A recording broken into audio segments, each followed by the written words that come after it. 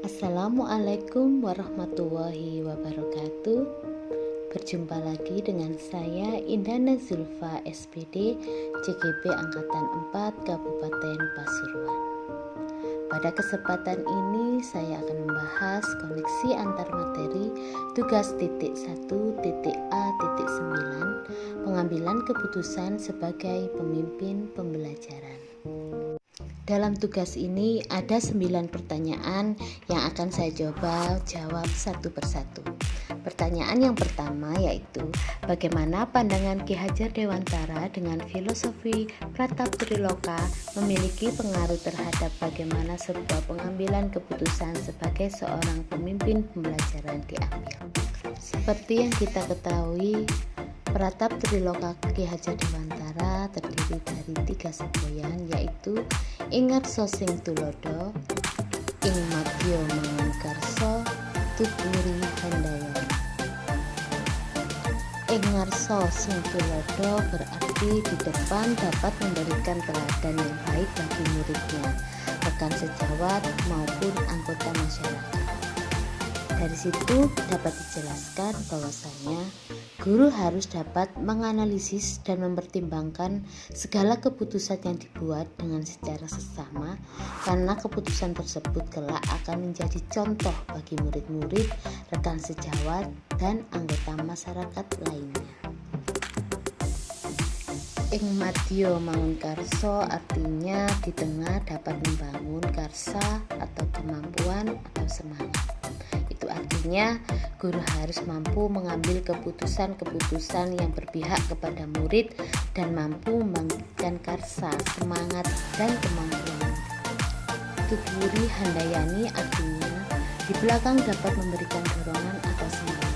Itu artinya guru harus mampu mengambil suatu keputusan terkait proses pembelajaran dan kegiatan sekolah yang dapat mendorong kinerja murid agar dapat berkembang sesuai dengan minat, profil, dan kesiapan belajar murid.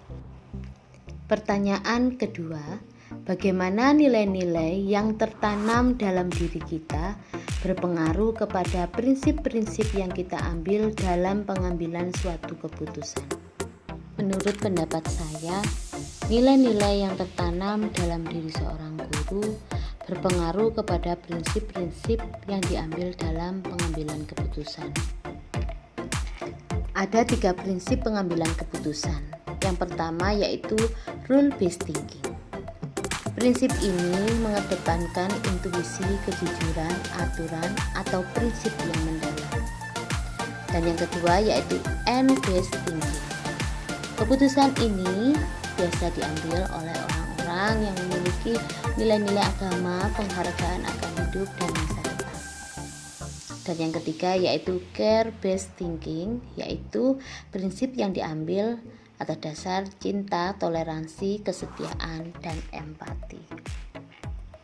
Pertanyaan yang ketiga adalah, bagaimana kegiatan terbimbing yang kita lakukan pada materi pengambilan keputusan berkaitan dengan kegiatan coaching atau bimbingan yang diberikan pendamping atau fasilitator dalam perjalanan proses pembelajaran kita, terutama dalam pengujian pengambilan keputusan yang telah kita ambil. Bimbingan pengajar praktik dan fasilitator telah membantu saya berlatih untuk mengevaluasi pengambilan keputusan yang telah saya ambil. Apakah keputusan yang saya ambil itu sudah berpihak pada murid atau sudah sejalan dengan nilai-nilai kebajikan universal dan dapat dipertanggungjawabkan.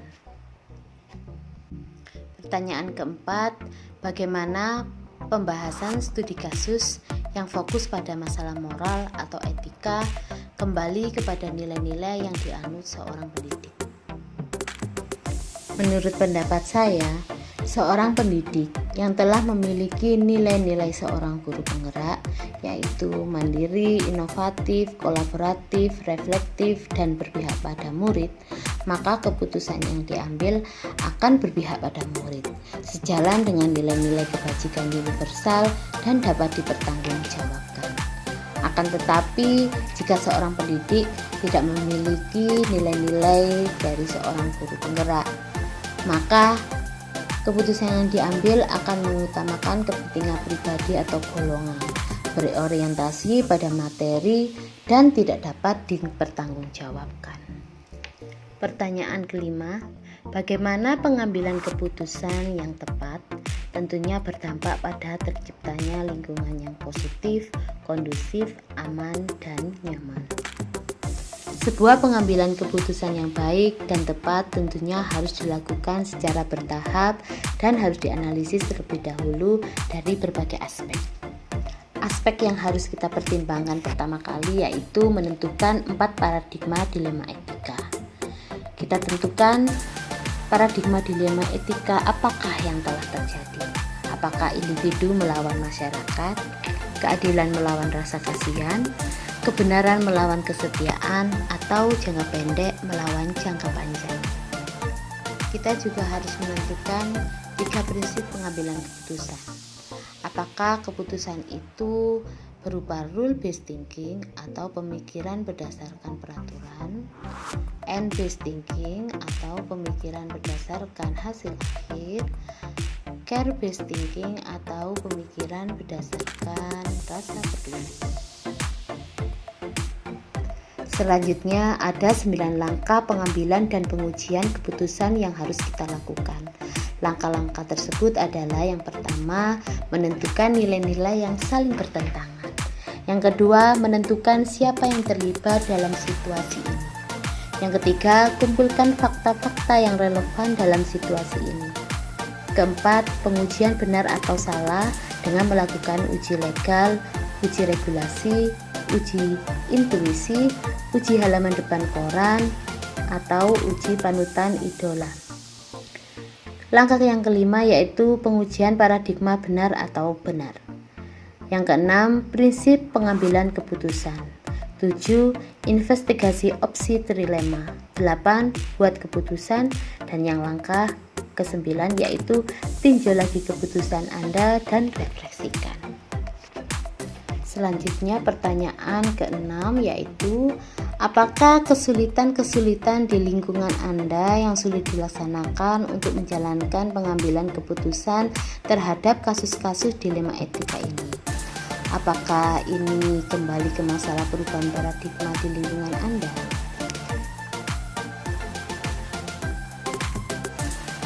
Jawaban saya adalah iya. Kesulitan muncul karena masalah perubahan paradigma atau budaya di lingkungan sekolah. Yang kedua, sistem yang memaksa guru memilih pilihan yang salah atau kurang tepat karena keadaan. Yang ketiga, tidak semua warga sekolah berkomitmen untuk menjalankan keputusan bersama. Itulah hal yang menjadi kesulitan saya menerapkan paradigma baru ini di sekolah saya. Pertanyaan ke-7, dan pada akhirnya, apakah pengaruh pengambilan keputusan yang kita ambil ini dengan pengajaran yang memerdekakan murid-murid kita? Menurut pendapat saya, semua keputusan haruslah berpihak pada murid. Apapun keputusan kita, haruslah sesuai dengan kebutuhan murid. Maka hal ini akan memerdekakan murid dalam belajar dan pada akhirnya murid akan berkembang sesuai dengan kodratnya. Pertanyaan ke-8. Bagaimana seorang pemimpin pembelajaran dalam mengambil keputusan dapat mempengaruhi kehidupan atau masa depan murid-muridnya?